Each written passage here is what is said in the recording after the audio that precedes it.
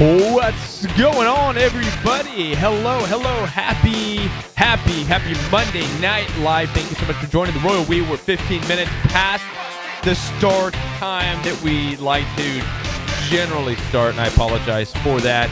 I was working out some extra little kinks and some new stuff that I've put together. I hope you like the background. Same background, but I've got some friends here with me.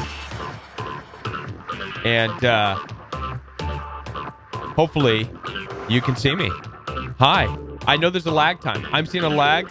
The lag just drives me nuts. So I'm going to do my best to not look at myself on the screen because I have no idea at what point in the conversation I am in. But welcome to the Royal We Live. This is your live support Monday Night Live talk on narcissistic abuse, on healing. This is for you, 100% for you, the Royal We followers, the Royal We Facebook support group people, all of you. And I hope to see all of you here. And I'm hoping to get a phone call and have some conversations with you to see how you're doing in this new year, in your healing process coming out of narcissistic abuse. Now, the Royal We is taking a brand new direction, a different direction when it comes to making videos. We're not just going to be talking about the narcissist, we're going to be talking about healing. And I'm excited for the upcoming videos that are going to be coming out this week and next week, where we're going to be doing some weekly challenges, things like a treat yourself day once a week. Treat yourself. Do something for you. This is going to be a huge part of healing from narcissistic abuse because, well, I'm not going to give away the organic video. You're just going to have to watch it to find out. But no matter. Hey, thank you, Purple Butterfly. You look fantastic yourself. I'm going to say hi to some of the people showing up here. Tanya, how are you? Karina, how are you doing? D-Doll, first to like. Amen, girl. Barse Pranata, hello. How are you doing? I hope I pronounced your name correct. Let me turn this music down a little bit because it's really rocking, huh? Brian, what's going on, man?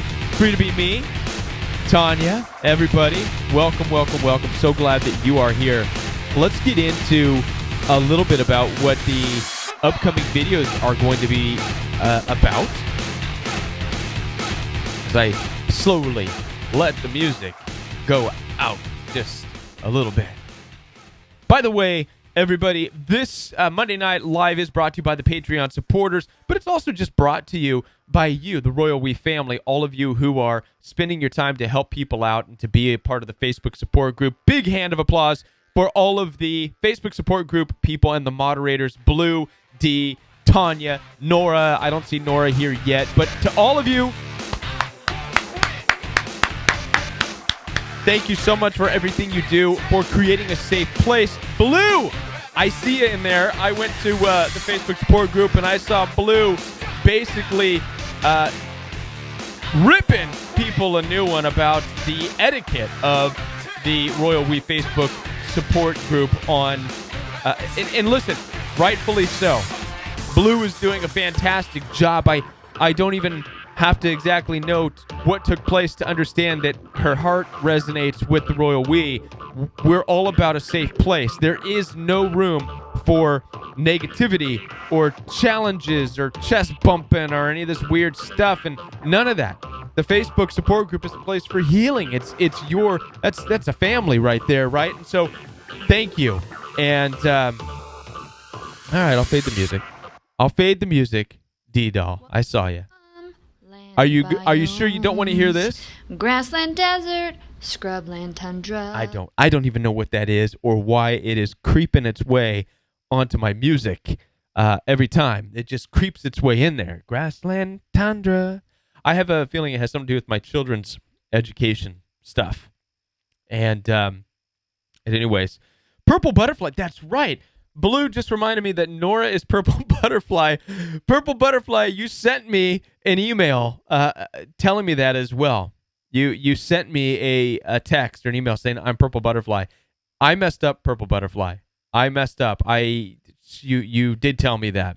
My memory was obviously somewhere else. At any rate, I'm so glad that you're here. So glad that the Facebook support group is here. And like I said, kudos to Blue. Fantastic job.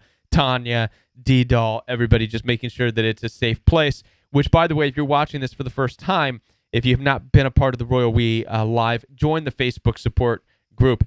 And just to give you a heads up, I'm going to be pushing the Facebook support group even more on the organic videos. So, Blue, I hope you're okay with that. But the reason is because it is a safe place. All the questions that I get on YouTube, on through email, through the telephone number that I put up here, these are questions that could be going to the Facebook support group. And so I'm going to just start really pushing that, really promoting that, so people can just get help and connect with you all and get the help that they need coming out of narcissistic abuse. And so I hope that's okay with you. And obviously the Royal We Facebook support group has its own way of allowing people in and this and that. And I think that's fantastic. So keep that up and continue to make that a safe place. And also, what else? Yes, you can follow me on Instagram. I hope to be putting more stuff on Instagram, and also be sure to be a subscriber of the Royal We Organic YouTube channel, where I'll be uploading videos, and I'll have videos coming up this week. So hope you guys like the background. Hope you ladies and gentlemen like the background. I have some friends with me over here skating behind my back, and we have the telephone number up here, and I'm just trying new things. Hopefully it all works out for you and keeps the energy. Be sure, let's see what Blue says. Okay, sounds great. Be sure they know you are not involved in it directly. Absolutely, I will. I'll throw in there. I'll just promote it as a group, just the Facebook support group that has the heart of the Royal We. That's where you're gonna find the Royal We family members. That's the hangout spot, and so I'll be sure to do that. And also, Blue, I'm gonna try to get in there, and I'm being honest with you all right now, because you're the Royal We family. I was brutally attacked on Facebook as part of the narcissism that I dealt with, and so it's been a very difficult thing for me to even open it up, and I've gotta get over that hurdle and get back to who I am and get back on there. Thank you, Blue. But I do want to try to get back in there with Facebook every now and then. But I'll be honest with you, when I go to the Facebook support group, I see so much help and so much support for individuals, and there's really nothing more to add. I mean, what possibly could I add to what the Royal We family, how you all help each other right now? I feel like there's really nothing more to add. There's so much truth being spoken in that Facebook support group. There's humor. There's a lot of great stuff, and man, I'm blown away. I'm blown away. So be sure, if you're not a part of the Facebook support group and you're here, get over there and check it out. Thank you, Blue. Jennifer says, wow, I have had my narc parents to pretend to be Christian, but acted contrary to that. Jennifer, welcome to the welcome to the Royal We Live, and welcome to the family, and welcome to a group of people who know exactly what you're talking about. One of the biggest turnoffs for me, one of the biggest soul-crushing things that I've experienced from narcissistic abuse is exactly what you're talking about. I've experienced people one person in particular, a family member, who would call you names, say you're stupid and you're ignorant and blah, blah, blah, and I can't believe it, you're selfish and rah, rah, rah, rah, like narcissists do. They attack with their words, right? Verbal attacks and insult. And then to add, and they injure you. That's how they injure you. They beat you down, injure you.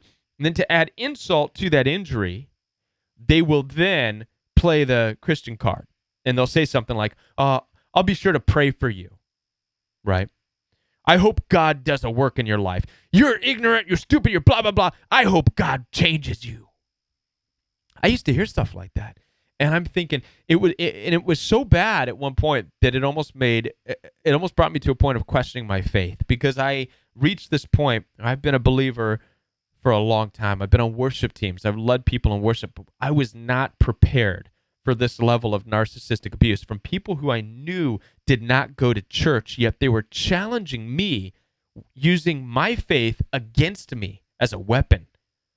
And they knew enough about the Bible and enough about faith to know what would hurt, what would get me. So because of how narcissists operate, they can carefully and craftfully demean you and devalue you, and then put you in the spot to where if you defend yourself or if you stand up for yourself or you say anything back, they'll be right there to say, that's not Christian-like. What would Jesus do? And so many times I want to reach out and shake them and say, you are not acting like anywhere near where Jesus would act.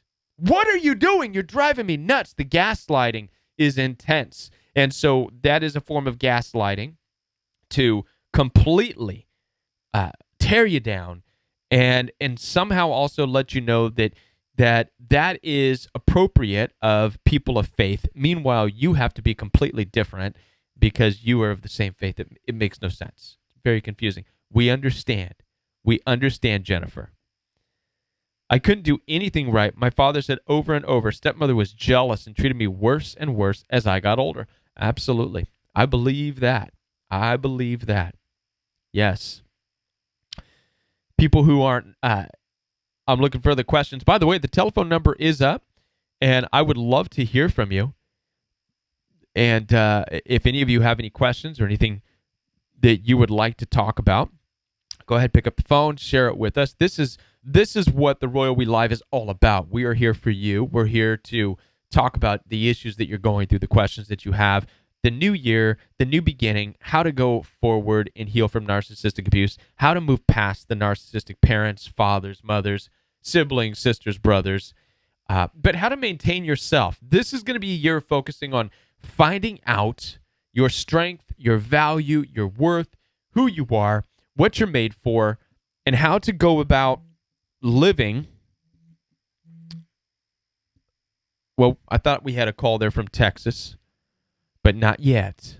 Not yet. Okay. Well, hopefully that call will come back.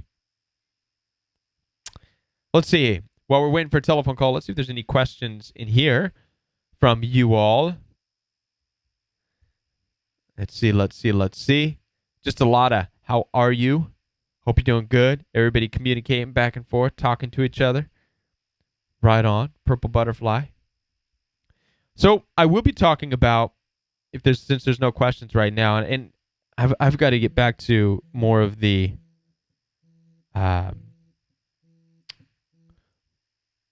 someone's trying to call, but it's not coming through. I will get back to answering emails and text questions. And because that always, there's so many of them. There's so many emails, there's so many text questions that people have. I just need to get better organized. Didal says, tell us about the new ideas you have for the Royal We.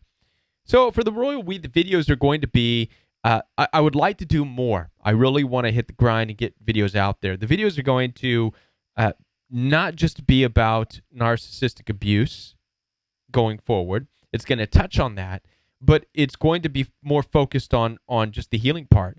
It's going to be focused on doing things on a weekly basis, daily basis, that are going to that are just going to help grow. Here we go. You're live on the Royal We. This is Kevin. Hey, Kevin. Kayla from Houston. How are you, Kayla? And I'm great. How are you? I'm doing good. Well, okay, so I had to call in because the topic of using religion. Yes. Wow. Yeah. Oh, boy. Oh, yeah. Oh, yeah. Okay, so I'm a Christian, born-again Christian. All right. And I've called in before. It's been a couple of months back, but my narcissist died of cancer this past July in 2019. But it was a 6-year relationship, and he used my Christianity as that mocking. Yes. Yes. There's all these different terms. I'm learning about narcissism, right? More than I ever wanted to. Trust me, because But that's what drew him to me in the first place, and that's what got me sucked in. And right. So the girl that was talking about this earlier, and I truly believe it was. I'm still confused because I have no closure because now he's dead. Right. And I found out even things after he died about what he lied about, and I'm just like, oh my God, the knife kept going in. Right. But all along, the Holy Spirit and God kept revealing he kept me going, something's wrong, something's wrong, something's wrong, even though I didn't want to turn my back on this guy because he was dying, but it was, oh, I love you for your love of Christ. It was, but I never really heard his true testimony. Right. So when you're questioning someone that you think is a narcissist in your life, refresh me again about what she was saying. It took me a few calls to get in. Well, what exactly do you remember what she was saying? And then you piggybacked Are you on talking it? about the narcissist that I was dealing with? Who are you referring to? Oh, and the girl that I think in the somebody chat had room. sent in a message. Oh, it was The chat room or something, and sure. then you piggybacked on it. Yeah, in the chat room, somebody just indicated how Christianity is being used against her, and this is typical of narcissists. They will use even Christianity, God. They'll use anything as a weapon to put you down.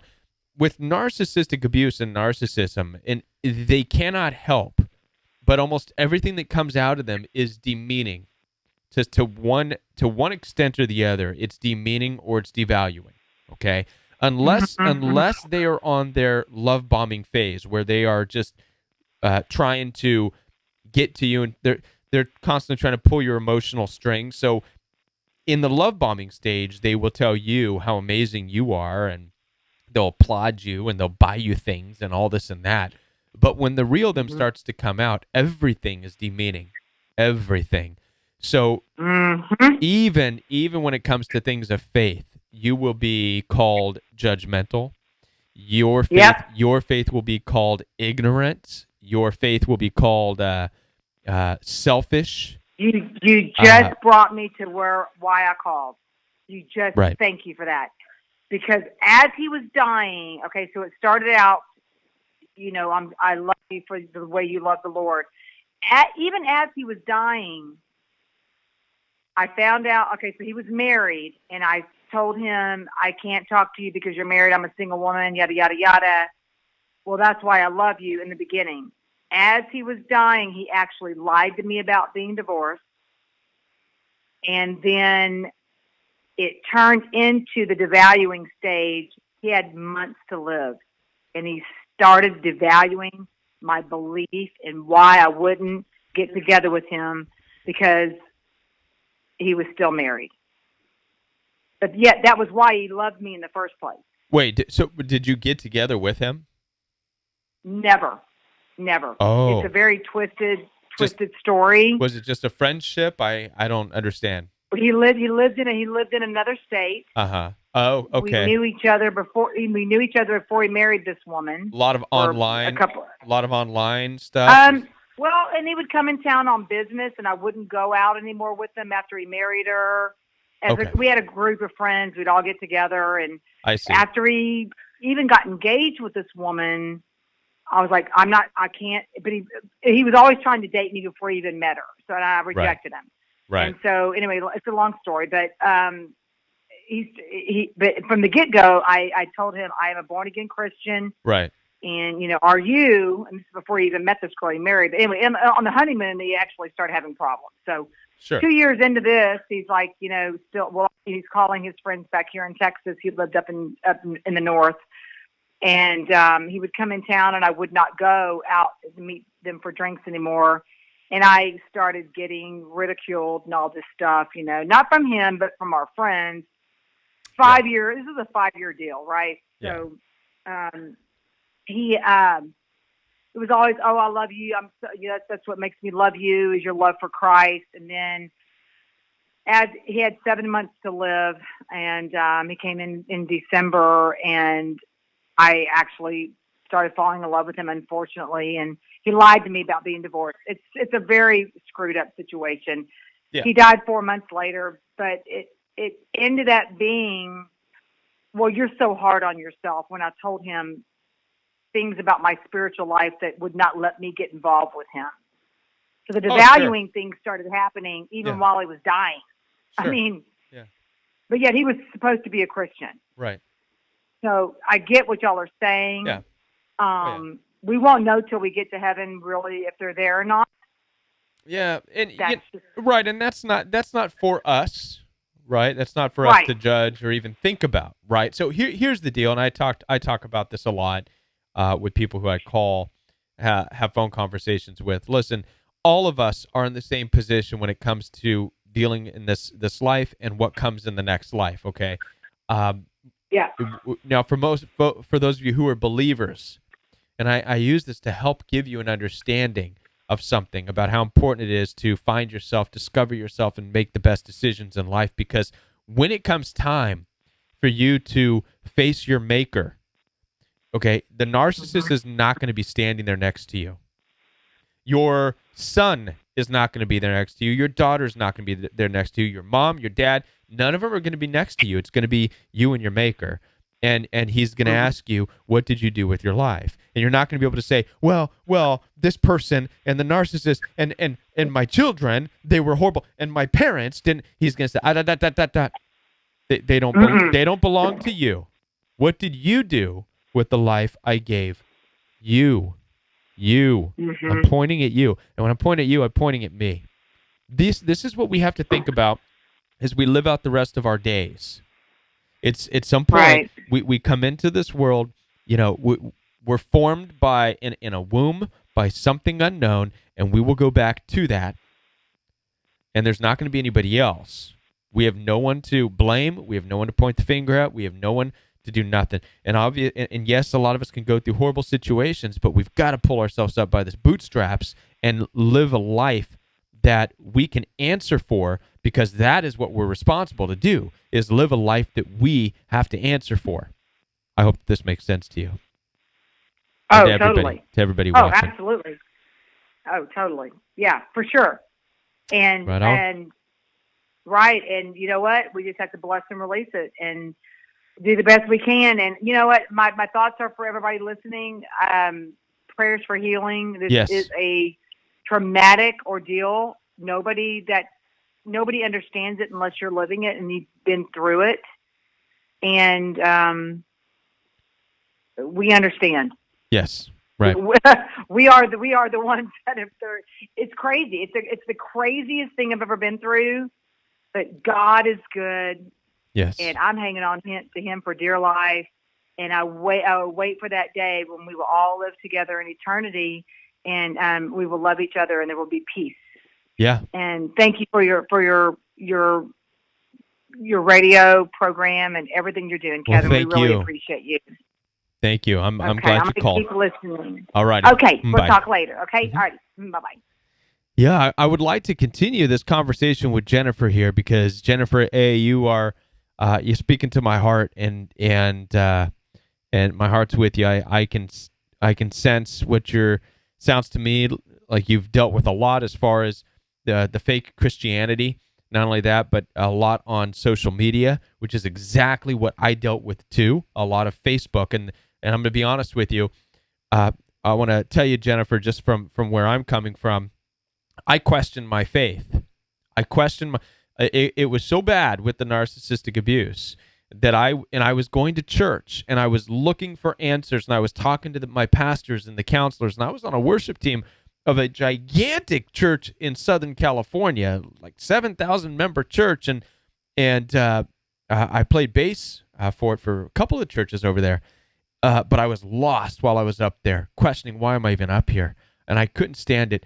And the church counselors and the pastors I would talk to would always, when I would try to get out and vent what I was experiencing with the narcissistic abuse and the name calling and the slander from people who said that they loved me, and then would call me names: ignorant, idiot, stupid, selfish, judgmental, blah, blah, blah, blah, just attack.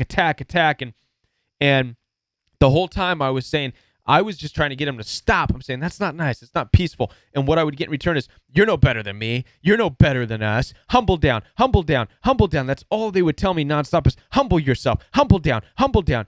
But they were doing it in a way where they're like bullies. And then they would go back to, and if I tried to stand up for myself and just say, stop saying this stuff to me, they would say, you're not Christian. It was such a horrible position. And so if this is anything like what you've experienced, especially on social media and the attacks, I feel for you. The Facebook and stuff can get out of control. I felt harassed. I felt stalked It got to the point where if I put anything on Facebook, they would show up and they'd make comments. And then it was just terrible. It was terrible until I deleted Facebook and I went to church. I was looking for answers. I was looking for counseling. And what I was told was basically, well, look at what Jesus went through. He was cussed at and called names and beaten. And look, and then it was at this moment where I realized that I struggled with that story. As a matter of fact, I said I hated it. And in my own personal life, my own personal prayer life, I went and I just said, I hate that story. It's a story of a man who was perfect, blameless, innocent. And in exchange for that, and I'm not saying I'm perfect, blameless, and innocent, and you can't say that you are either. But when you're in a relationship where you're giving and giving and giving of yourself, you experience a little bit of that giving, that selflessness. And in exchange, you're getting attacked back, right? That's what narcissistic abuse does. By somebody who you're trying to give to, they're attacking you. And so when I thought about the story of Jesus giving and loving, and ultimately he was spit on and mocked and ridiculed for it, that's what he was given in exchange. I realized that I hated that story. I hated it. I said, it's not fair. For a moment, I lost the meaning of it. I lost the purpose of it. And I put worldliness to it. And I said, it's a story of somebody who gave and gave and gave and sacrificed, and they killed him. It's a stupid story. I hate it. I hate it because I understood narcissism. And that's what was happening to me, as God was saying, this is the narcissistic world you live in. This is what you're surrounded with. This is the broken world that you're in. This is humanity. And this is what happened. God, even though I said I hate that story, and I said it out loud, and I was crying and this and that, and I was just having this weird moment, spiritual moment. But it was in this moment that, and if over a period of a couple weeks, where in my own spiritual life, God spoke with me and said, congratulations, you finally get the truth of the world that you live in, that it's not good. It's not inherently good. We bought into this lie, and I talk about this often on the Royal We bought into this lie that things of this world, relationships of this world are inherently good, and your parents are inherently good, and everybody's supposed to be inherently loving, and Christians are all kumbaya, let's all love one another. But the reality is we are far from that. We're in a very fallen, broken world. It's been written about since the beginning of time, since Genesis. In fact, Genesis is nothing but a story of darkness, if you think about it, where God said, let there be light, and brought in some good things, but nonetheless, the darkness crept in and still took over, right? Through Cain and Abel, complete darkness. Abel was good, but what was up with Cain, his own brother? Something bad, right? That was already in the earth. Right? There's all kinds of weird speculations about what was going on with Cain and who Cain really was, right? But it doesn't matter. All we know for sure is that in this world, this fallen, broken world, is ugliness, rudeness, selfishness, not selfless, but selfishness, people who are murderous, people who are slanderous. And you and I have been taught, well, just go and believe that people are inherently good. That's the trap we fell in, and that's what caught us off guard. We've been taught and raised, stay close with your parents all of your life. You're supposed to be tight with your mom and dad for all of your life. No, you're not. Some people can be, but it's not biblical. That's not even how it's always been. In fact, I'm willing to bet at some point in time, your ancestors, some of them, Jennifer, as mine did, probably migrated here from somewhere else, another country, right? Everybody in America has essentially migrated at some point, right? But guess what they had to do to migrate? They had to leave their family behind them, and they didn't have social media or Facebook to keep in touch. They said, hasta, see you later. Maybe I'll write you once a year. We've got a call. You're live on the Royal We. Hey, Kevin. Good evening to you. Good. How you doing? This is Antonio from Allentown. How are you, Antonio?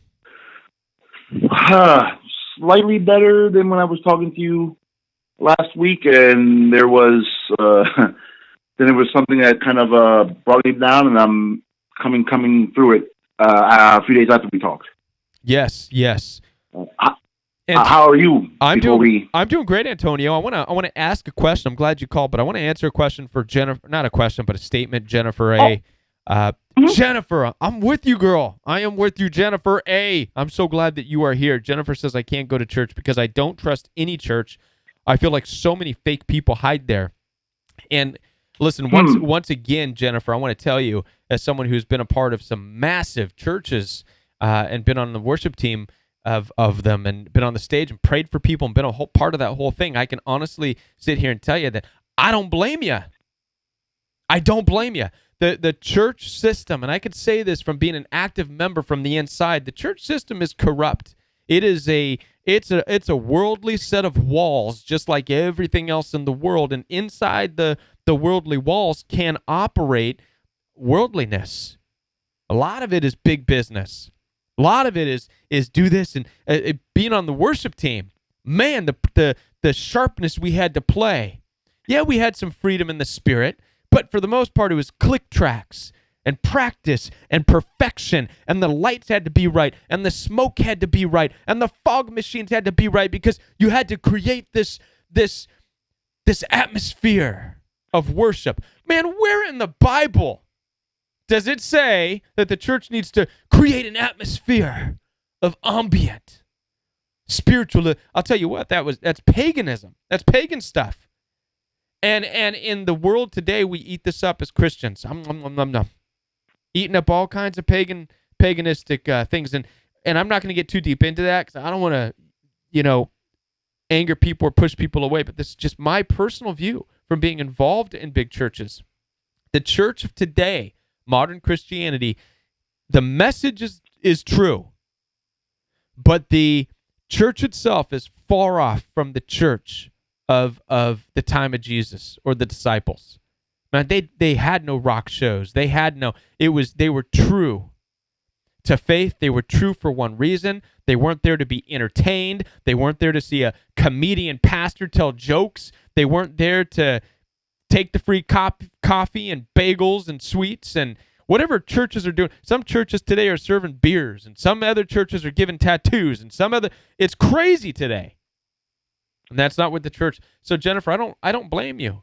And nobody here does. And I'm glad that you're here, and the Royal We family is glad that you're here as well.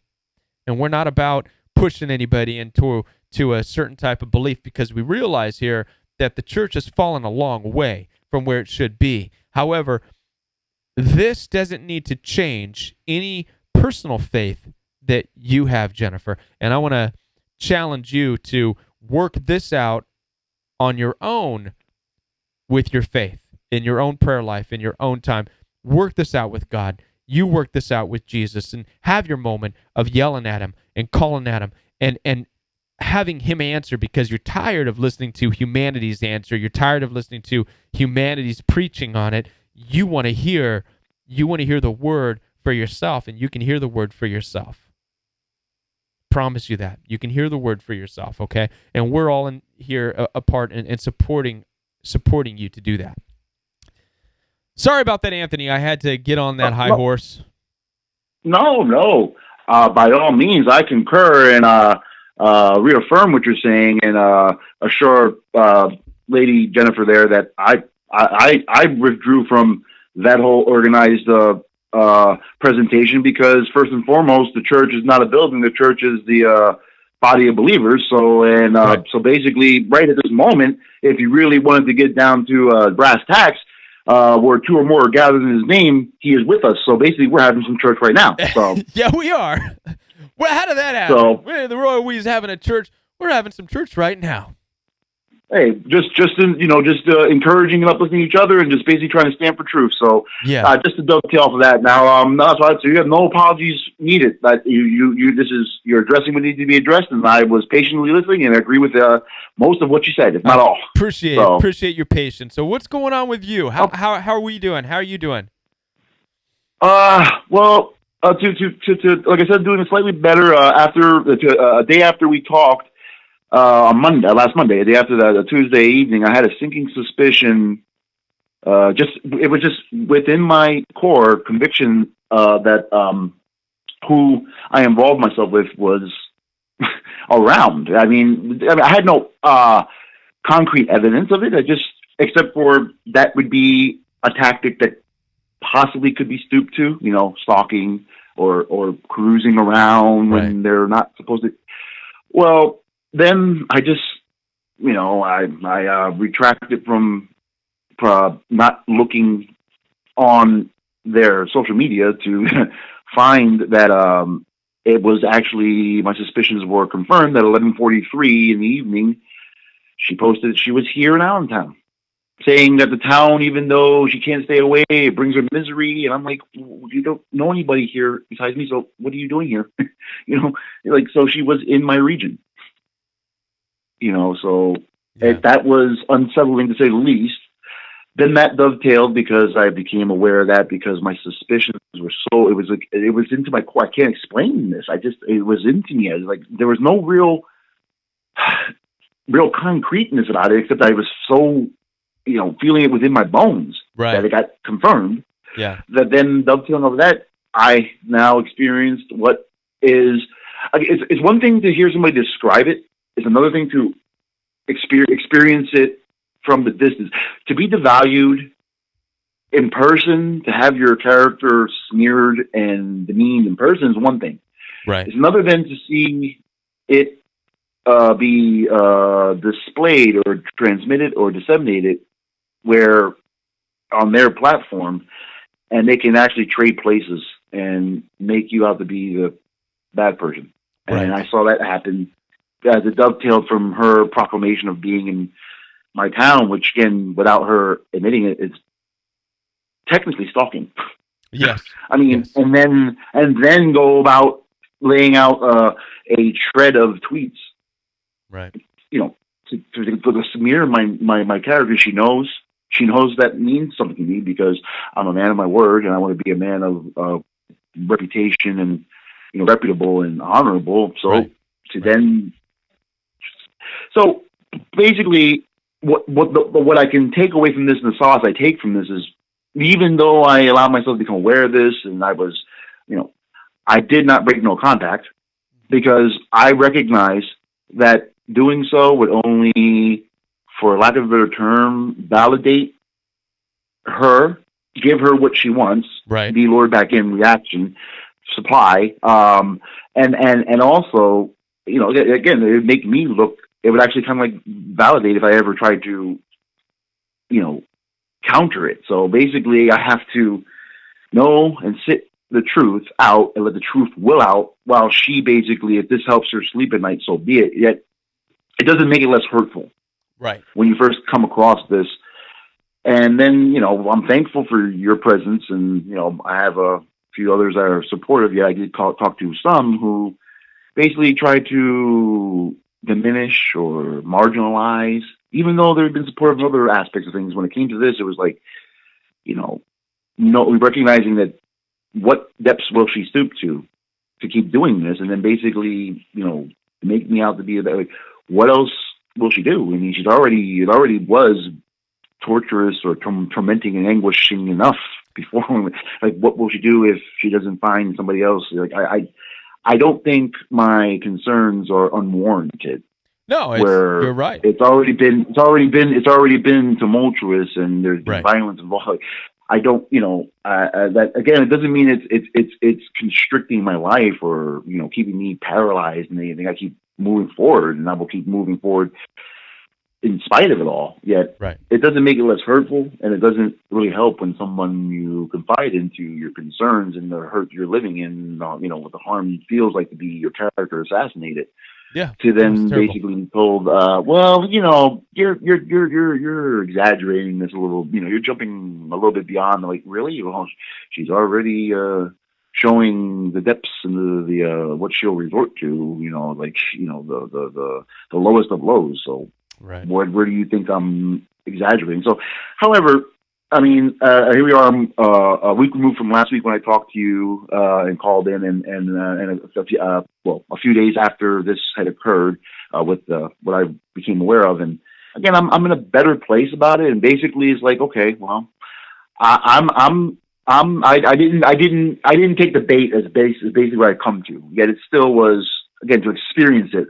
In this manner where you do it in such a grandiose way, and be called all sort of be accused of the very things that she did to me.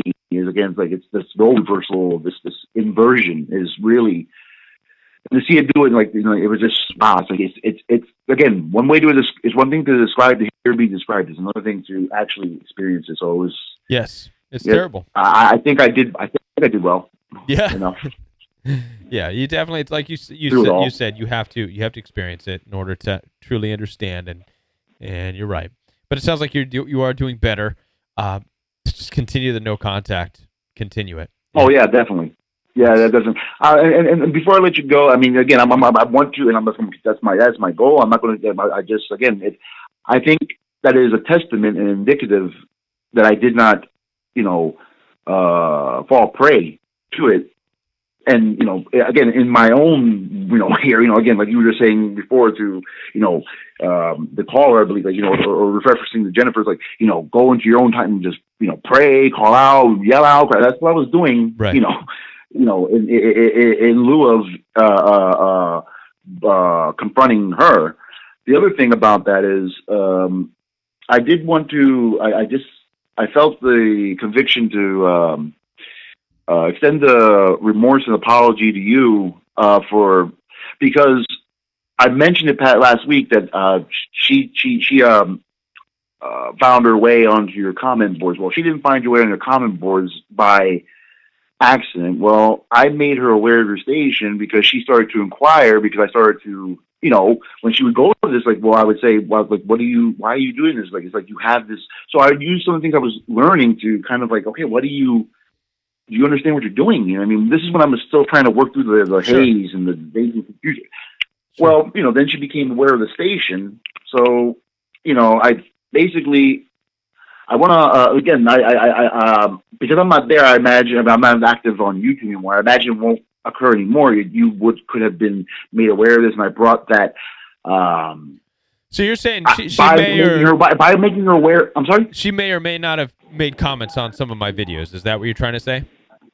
She did. I'm saying, since I removed myself, I don't know if she's done it again. Fine. I don't mind. What I'm saying is, I don't mind. Listen, I appreciate it, but no need to worry about it. Honestly, I thank you for bringing that to my attention. But with this line of discussion and the topic that we talk about, I get a fair amount of thumbs down and hate talk all the time from people I have no idea. Yeah. For all I know, they're all the ex-spouses or ex-boyfriends and girlfriends of people who watch my videos. I have no idea, but I appreciate you. I just wanted to take the accountability that if I brought any undue stress because not at all, by trying to work it through, I just wanted to extend that to you because it was me that made her aware. It wasn't like she just scrolled about and found it. You know what I mean? So you're gonna lead me off on a great topic. So thank you so much for calling. I appreciate it. Mm-hmm.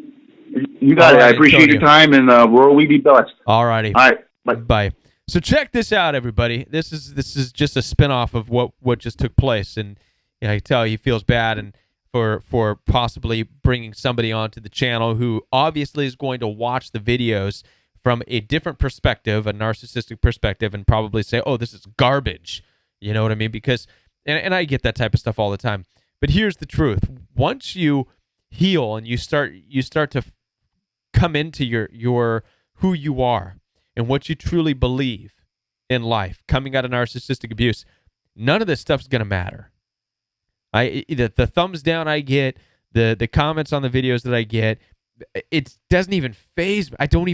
I read part of it, I'm done, and I don't read the first sentence usually, right? And this has something to do with the understanding that takes place, the transformation that takes place because of narcissistic abuse.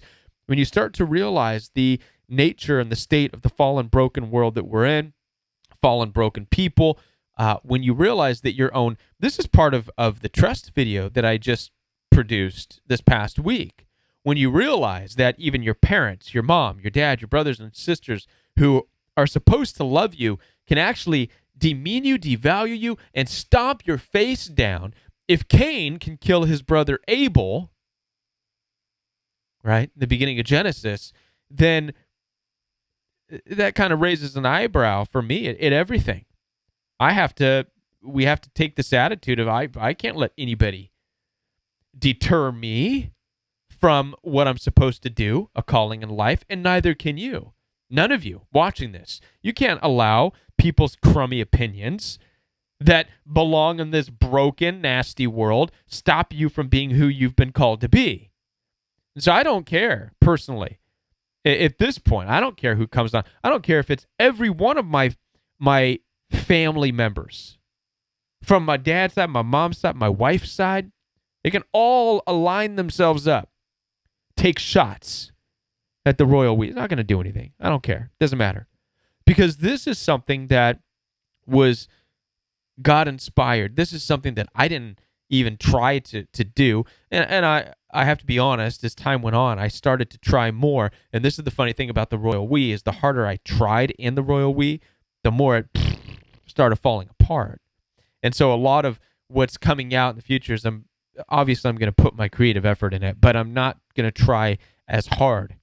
I'm not going to try to make something. I'm going to go back to what its original intention was, to resonate and to help people heal from narcissistic abuse. And that's it, right? Going back to that simple message. That's what it's all about. Keep it simple. Keep it simple. But yes, Blue's right. The more you heal, the less you care about the dime a dozen narcs out there. And not only that, but the more you heal, the more you recognize and realize the dime a dozen narcs out there. And the less it matters. Really. You know, I was having a conversation in my head the other day. What would it look like if I was back at this point in time, back with the narcissistic siblings or brothers or sisters, and they were running their mouths? What would it feel the same as it did when it first hurt me? Nope, not at all, not at all. I would say, hey, is that it? I'm selfish, ignorant. That all you got? You got any more? Got anything new? Yeah, you know what I mean? I don't know. And so this is really just where it's at. It doesn't matter, right? In a way, you stop caring and about what they think, because you start to realize that your identity and who you are has nothing to do with them. You think it does. Narcissists do a good job of trying to make sure that you feel like your identity is up to them. It's not. Your identity has nothing to do with them. They could say whatever they want. Get rid of them. Get rid of them. I think I'm so codependent. Jennifer Durant's, I made a video before talking about codependency. I don't believe in codependency. I don't believe in codependency. I believe in God. I don't believe in codependency. I believe that what codependency actually is just misguided, a misguided calling. It's misguided empathy. This is what I've talked about before. So as an empath, as an empathic individual, you have been given a heart to care for others, to heal others, to listen to others. You're very in tuned with feelings. You can feel people's frustrations. You can feel their hurts. You can feel their suffering in a way. This is a gift. It's a very good spiritual gift. However, it needs to be directed. It needs to be, you need to follow somebody who can help you to discover what you're supposed to do with this gift. Because if this gift of yours of empathy is not being guided, what happens is you start to use the gift inappropriately by trying to be that empathic person to your parents or spouse or brothers or sisters or narcissists who they don't want the empathy. They don't want healing. What they want to do is string you along and play games. So they see that you have this deep connected spirit that wants to help them, and so they want to play a victim while putting you down nonstop. And this becomes the dynamic of the relationship, where they beat you down and then say, oh, you're so mean to me, help me, just to tug on that empathy side of you. And so this is where it's important to understand. I don't believe you're codependent. I believe you've not yet been guided with your gift of empathy to be able to shut it off in certain situations where you said, no, I'm not wasting my empathy on you because you don't need anything right now. You don't need any help. And you take your gift of empathy and you use it where people really need it. Right? That's right. Tanya said it perfectly. You can't fix those who don't want it. This is where people with the gift of empathy usually mess up because we tend to walk around thinking everybody wants to be fixed. We're kind of like, we can see, I can, listen, if I used this analogy before, but if you walk around the corner and there's somebody who's waving a knife around, right? And he wants to stab people. And you being an empath, you've got a couple of choices. You can either get the heck out of there and warn people and say this crazy person's got a knife, or you can do the empath thing as well. I'm going to go and try and talk to him, see if I can calm him down. I see that he's hurting inside, right? What's the more likely way you're going to get stabbed, right? This is, and I know that's a weird analogy, but it's a lot the truth. This is the misguided empathy, all right? So I'm not sure that I buy into the whole codependency. I would say misguided empath. I would say misguided person with a big heart to help people, right? So you need to fall into your calling, find your purpose, and stay clear of the people who don't want help, don't want to be fixed, don't, you know what I mean? Because you can't do anything for those people except from a distance. Maybe you can pray for them if you know what I mean, from a distance. But that's it. Hope that this makes sense to y'all. And with that, I'm going to go ahead and sign out. Looks like we have lost the stream. I can't see what's going on anymore. It says unable to connect to chat. So I'm going to go ahead and sign out, everybody. I do thank you so much for watching this Monday Night Live at the Royal We. I want to invite you to be back here next Monday night, 9 o'clock p.m. Central Standard Time. We will start on time next week. I'm going to do everything I can to make sure that happens. Be sure to like and subscribe this video. Also, follow us on Instagram at Join the Royal We. Visit the website. The website really is a hub for all the different connections. So visit www.jointheroyalwe.com. You can schedule a one-on-one appointment with me if you'd like to get that one-on-one work done. You can also get connected to the Facebook support group. You could also get connected to Instagram. You can get connected to anything. Schedule your appointments, all that stuff right there through www.jointheroyalwe.com. And watch out for the new videos coming out on the Organic Royal We channel this week. All right, and until next week, everybody, a lot of love to you. Have a great week, everybody, and we'll see you next time on the Royal We.